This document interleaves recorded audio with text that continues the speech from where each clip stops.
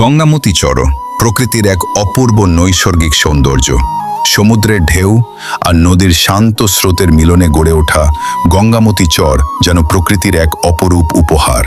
দূর দূরান্ত থেকে পর্যটকরা ছুটে আসেন এই মনোমুগ্ধকর স্থানে, যেখানে নীল আকাশ, বিস্তীর্ণ নদীর জলরাশি আর সবুজের সমারোহ এক অন্যরকম প্রশান্তি এনে দেয়।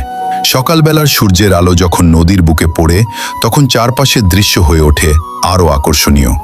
নদীর ঢেউয়ের মৃদু শব্দ, বাতাসের শীতল পরশ আর পাখির কোলাহল পর্যটকদের মনকে করে তোলে আনন্দে ভরপুর।